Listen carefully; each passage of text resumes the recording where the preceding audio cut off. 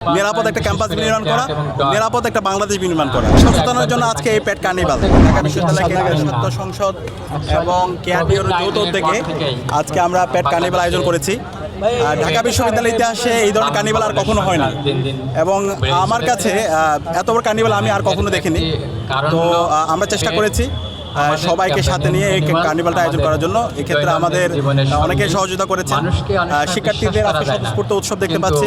আমাদের যে পোষা প্রাণীগুলো আছে, অবলার প্রাণীগুলো আছে, তাদের নিরাপত্তা নিশ্চিত করা, প্যাট ফুড ফ্রিতে ডিস্ট্রিবিউট করা, ভ্যাকসিনেশনের ব্যবস্থা করা, এখানে ডাক্তাররা এসেছে।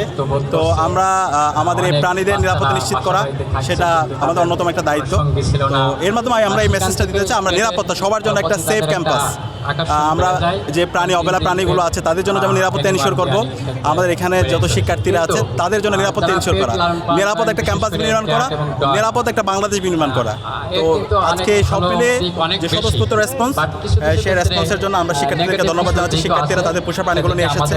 তো আমরা আশা করছি এই ধরনের ধারা অব্যাহত থাকবে।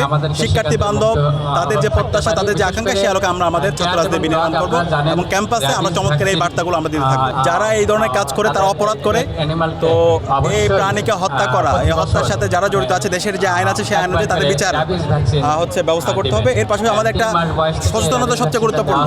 তো আমরা এই সচেতনের জন্য আজকে এই পেট কার্নিভাল, প্রাণীর প্রতি মমত্ববোধ তৈরি করা। এই প্রাণীগুলোর প্রতি মমত্ববোধ, যে প্রাণীগুলো আমাদেরকে আনন্দ দেয়, এই প্রাণীগুলো আমাদের বেঁচে থাকার ক্ষেত্রে, এই প্রাণীগুলো আমাদের অন্যতম একটা গুরুত্বপূর্ণ উপাদান। তো প্রাণীর প্রতি ভালোবাসা, প্রাণীর প্রতি দরদ, প্রাণীর প্রতি মমত্ববোধ এবং প্রাণীদের জন্য একটা নিরাপদ জায়গা প্রতিষ্ঠা করা, সেটার জন্য আমাদের আজকের এই পেট কার্নিভাল। এবং এই পেট কার্নিভালে আমরা ফ্রিতে প্যাট ফুড ডিস্ট্রিবিউট করছি। তো এই সাথে যারা সংশ্লিষ্ট আছে আমরা সবাইকে ধন্যবাদ জানাচ্ছি এবং ডাকসুর পক্ষ থেকে আমরা এই ধরনের ধারা অব্যাহত থাকবো। পুরো ঢাকা বিশ্ববিদ্যালয়ের থেকে শিক্ষার্থীরা এসেছে এবং পাশাপাশি ঢাকার বিভিন্ন প্রান্ত থেকে এখানে যারা তাদের পোষা প্রাণীদেরকে নিয়ে এসেছে, সব মিলে যারা এসেছে আমরা সবাইকে ধন্যবাদ জানাচ্ছি।